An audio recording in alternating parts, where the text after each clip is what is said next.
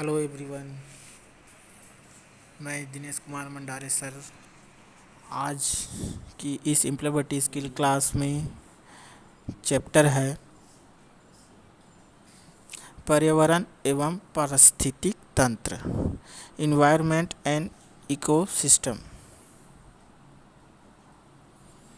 पर्यावरण से तात्पर्य मीनिंग ऑफ इन्वायरमेंट, जीवधारियों एवं वनस्पतियों के चारों ओर जो वातावरण है वह पर्यावरण कहलाता है। पर्यावरण शब्द की उत्पत्ति फ्रेंच शब्द इन्वायर से हुई है, जिसका अर्थ है आवृत या चिरा हुआ। पर्यावरण जैविक तथा अजैविक अवयवों का सम्मिश्रण है जो जीवों को अनेक प्रकार से प्रभावित करता है। पर्यावरण के कुछ कारक संसाधन के रूप में कार्य करते हैं, जबकि दूसरे कारक नियंत्रण का कार्य करते हैं। कुछ विद्वानों ने पर्यावरण को मिलियू से भी संबोधित किया है, जिसका अर्थ चारों ओर के वातावरण का समूह होता है। पर्यावरण को विभिन्न विषयों में इकोस्फीयर, प्राकृतिक वास, जीवमंडल जैसे शब्दावली से भी जाना जाता है। साधारण अर्थ में पर्यावरण उन परिस्थितियों तथा दशाओं को प्रदर्शित करता है जो किसी एकल जीव या जीव समूह को चारों ओर से आवृत करती है तथा उसे प्रभावित करती है। अगला है पर्यावरण की विशेषताएं, कैरेक्टरिस्टिक्स ऑफ इन्वायरमेंट। पर्यावरण की विशेषताएं निम्नलिखित हैं। जैविक एवं अजैविक तत्वों के योग को पर्यावरण कहते हैं। जैविक विविधता, प्राकृतिक वास तथा ऊर्जा किसी पर्यावरण के मुख्य तत्व होते हैं। पर्यावरण में समय तथा स्थान के साथ परिवर्तन होता रहता है। पर्यावरण जैविक एवं अजैविक पदार्थों के कार्यात्मक संबंध पर आधारित होता है। पर्यावरण की कार्यात्मकता ऊर्जा संचार पर निर्भर करती है। अगला है पर्यावरण अपने जैविक पदार्थों ऑर्गेनिक मैटर का उत्पन्न करता है, जो विभिन्न जलवायु एवं विभिन्न स्थानों पर अलग अलग होता है। पर्यावरण सामान्यतः पारिस्थितिकी संतुलन स्थापित करने की ओर अग्रसर होता है। पर्यावरण एक बंद तंत्र है, जिसके अंतर्गत प्राकृतिक पर्यावरण तंत्र स्वतः नियंत्रक क्रियाविधि, जिसे होम्योस्टैटिक क्रियाविधि कहते हैं, के द्वारा नियंत्रण होता है। अगला है पर्यावरण के प्रकार, टाइप्स ऑफ इन्वायरमेंट। पर्यावरण एक जैविक एवं भौतिक संकल्पना है, इसलिए इसके अंतर्गत केवल प्राकृतिक वातावरण को ही नहीं बल्कि मानव जनित पर्यावरण जैसे सामाजिक व सांस्कृतिक पर्यावरण को भी शामिल किया जाता है। सामान्यतः पर्यावरण को 3 वर्गों में वर्गीकृत किया जाता है। पहला, प्राकृतिक पर्यावरण। प्राकृतिक पर्यावरण नेचुरल इन्वायरमेंट, इसके अंतर्गत वे सभी जैविक, ऑर्गेनिक एवं अजैविक इनऑर्गेनिक तत्व शामिल हैं जो पृथ्वी पर प्राकृतिक रूप से पाए जाते हैं। इसी आधार पर प्राकृतिक पर्यावरण को जैविक एवं अजैविक भागों में बांटा जाता है। जैविक तत्वों में सूक्ष्म जीव, पेड़ पौधे एवं जंतु शामिल है तथा अजैविक तत्वों के अंतर्गत ऊर्जा उत्सर्जन, तापमान, ऊष्मा प्रवाह, जल, वायुमंडलीय गैस, वायु, अग्नि, गुरुत्वाकर्षण, उच्च वाचक एवं मृदा शामिल है। अगला है मानव निर्मित पर्यावरण। मानव निर्मित पर्यावरण मैन मेड एनवायरनमेंट, इसके अंतर्गत वे सभी स्थान सम्मिलित है जो मानव ने कृत्रिम रूप से निर्मित किए हैं। अतः कृषि क्षेत्र, औद्योगिक शहर, वायुपतन, अंतरिक्ष स्टेशन आदि मानव निर्मित पर्यावरण के उदाहरण हैं। जनसंख्या वृद्धि एवं आर्थिक विकास कारक मानव निर्मित पर्यावरण का क्षेत्र एवं प्रभाव बढ़ता जा रहा है। अगला है सामाजिक पर्यावरण। सामाजिक पर्यावरण सोशल इन्वायरमेंट में प्राकृतिक मूल्य एवं मान्यताओं को सम्मिलित किया जाता है। पृथ्वी पर भाषाई, धार्मिक रीति रिवाजों, जीवन शैली आदि के आधार पर सांस्कृतिक पर्यावरण, जीवन शैली आदि सांस्कृतिक पर्यावरण कल्चरल इन्वायरमेंट का निर्माण होता है। राजनीतिक, आर्थिक एवं धार्मिक संस्थाओं या संगठन सामाजिक पर्यावरण का हिस्सा होने के साथ साथ यह निर्धारित करते हैं कि पर्यावरणीय संसाधनों का उपयोग कैसे किया जाएगा और किन लाभों के लिए किया जाएगा। अगला है पर्यावरण की संरचना, स्ट्रक्चर ऑफ इन्वायरमेंट।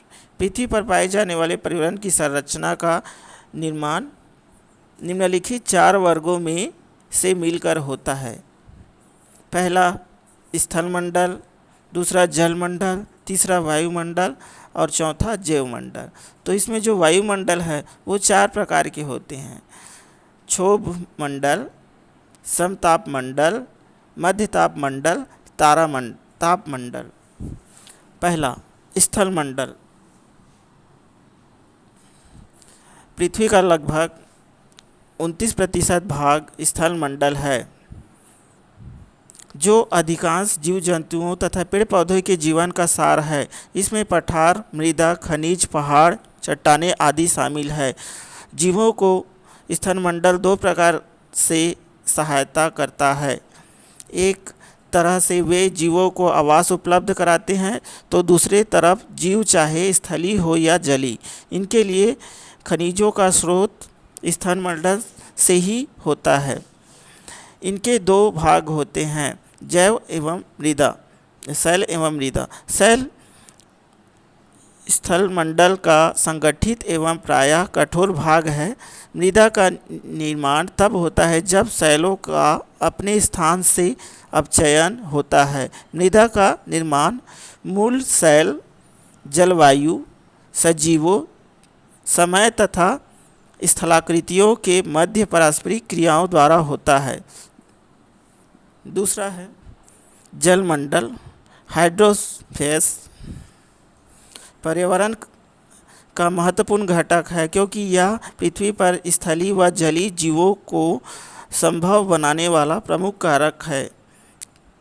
जलमंडल के अंतर्गत धरातली व भूमिगत जल को सम्मिलित किया गया है। पृथ्वी पर स्थित जल अनेक रूपों में पाए जाते हैं, जैसे महासागर, झीलों, बांध, नदियों, हिमनद, स्थल के नीचे स्थित भूगर्भिक जल।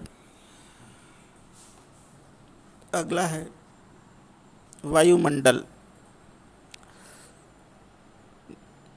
वायुमंडल एटमॉस्फेयर जीवन के लिए एक महत्वपूर्ण घटक है। इसके बिना जीवन की कल्पना ही नहीं की जा सकती। वायुमंडल में विभिन्न प्रकार की गैस पाई जाती है, जिसमें ऑक्सीजन, नाइट्रोजन, कार्बन डाइऑक्साइड महत्वपूर्ण है। वायुमंडल को निम्नलिखित भागों में विभाजित किया गया है। क्षोभ मंडल, थर्मोस्फेयर। यह वायुमंडल की सबसे निचली परत होती है, जो ध्रुवों पर 8 किलोमीटर तथा विषुवत रेखा पर 18 किलोमीटर की ऊंचाई तक पाई जाती है।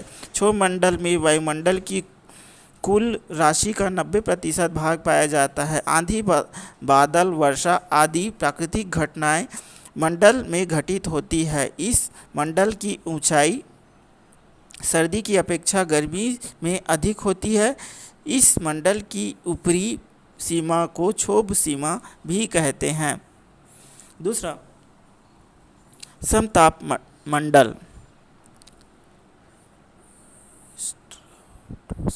स्ट्रेटोस्फेयर। यह वायुमंडल में क्षोभ मंडल के ऊपर पाया जाता है। इसकी ऊंचाई विषुवत रेखा पर 18 किलोमीटर से लेकर 50 किलोमीटर तक पाई जाती है। इस वायुमंडल में ओजोन परत पाई जाती है, इसलिए इसको ओजोनोस्फीयर भी कहा जाता है। अगला है मध्य मंडल, मेसोस्फीयर। इसकी ऊंचाई 50 से 80 किलोमीटर तक होती है तथा यहाँ तापमान में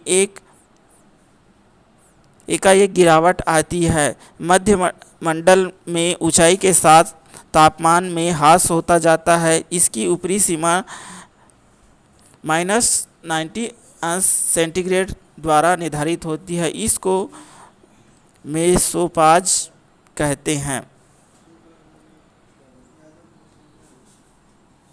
अगला है चौथा तापमंडल, थर्मोस्फीयर।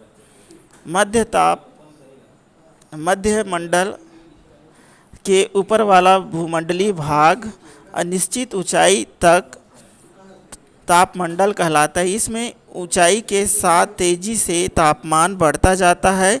इस तापमंडल का तापमान अत्यधिक होने के बावजूद गर्मी महसूस नहीं होती, क्योंकि इस ऊंचाई पर गैस अत्यधिक विरल हो जाती है और बहुत कम ऊष्मा को ही रख पाती है। अगला है जैवमंडल। जैवमंडल, बायोस्फीयर, पृथ्वी का वह हिस्सा जहाँ जीवन संभव है। इसके अंतर्गत निचला वायुमंडल, स्थलमंडल, जलमंडल, जहाँ जीवित जीवन पाए जाते हैं, को शामिल किया जाता है। अर्थात जैवमंडल ऐसे क्षेत्र होता है जहाँ वायुमंडल, स्थलमंडल, जलमंडल आपस में मिलते हैं। जैवमंडल में सूर्य से प्राप्त ऊर्जा जीवन को संभव बनाती है, जबकि जीवों को पोषकों की आपूर्ति वायु, जल एवं मृदा से होती है। जैवमंडल में जीवों का वितरण समान नहीं है, क्योंकि ध्रुवीय क्षेत्रों में कुछ ही जीव पाए जाते हैं, जबकि विषुवतीय वर्षा वनों में अत्यधिक जीव प्रजातियां पाई जाती है। अगला है पर्यावरण के घटक, कंपोनेंट्स ऑफ इन्वायरमेंट।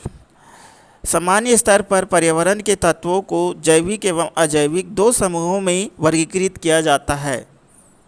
पहला, जैविक घटक। पर्यावरण के जैविक घटकों के अंतर्गत पौधों, प्राणियों एवं अपघटकों को शामिल किया जाता है। परितंत्र के आजीविकीय घटक अजैविक पृष्ठभूमि में परस्पर क्रिया करते हैं। इसमें प्राथमिक उत्पाद एवं उपभोक्ता आते हैं, जिसका वर्णन निम्नलिखित है।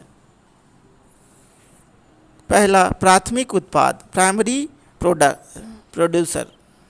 जीव आधारभूत रूप में हरे पौधे, कुछ खास जीवाणुओं एवं शैवाल जो सूर्य के प्रकाशों की उपस्थिति में सरल जैविक पदार्थों से ही अपना भोजन स्वयं बना सकते हैं, वे स्वपोषी अथवा प्राथमिकी उत्पाद कहलाते हैं। अगला है उपभोक्ता, कंज्यूमर। वे जीव जो स्वयं अपना भोजन नहीं बना सकते एवं अन्य जीवों से अपना भोजन प्राप्त करते हैं, उन्हें परपोषी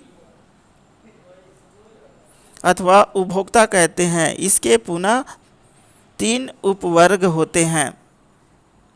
पहला, प्राथमिक उपभोक्ता, ये शाकाहारी जंतु होते हैं। दूसरा, द्वितीयक उपभोक्ता, ये मांसाहारी जंतु होते हैं। तीसरा, तृतीयक उपभोक्ता, सर्वाहारी। इसके अंतर्गत मुख्य रूप से मनुष्य आते हैं, क्योंकि यह शाकाहारी तथा मांसाहारी दोनों को खाता है। तीसरा, विनियोजक अपघटक,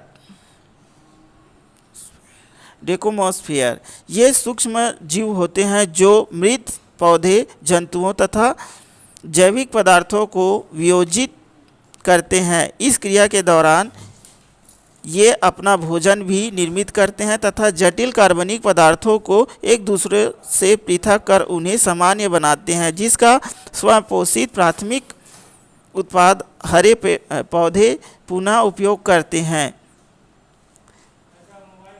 इनमें से अधिकांश जीव सूक्ष्म बैक्टीरिया तथा कवक के रूप में मृदा में रहते हैं।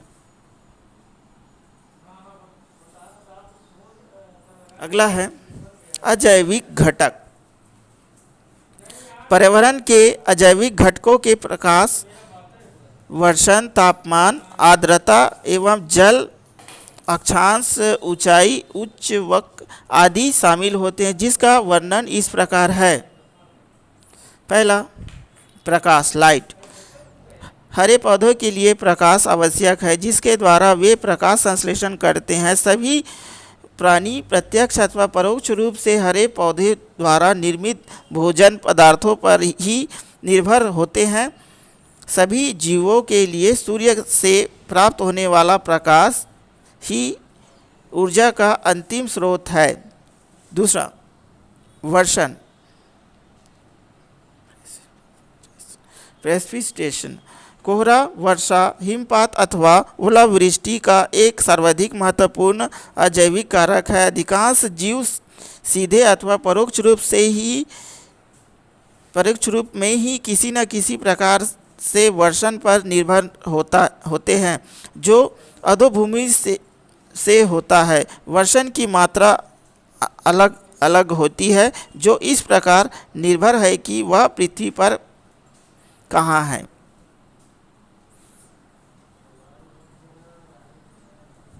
तो ये थी आज का क्लास, पर्यावरण एवं पारिस्थितिक तंत्र का फर्स्ट पार्ट।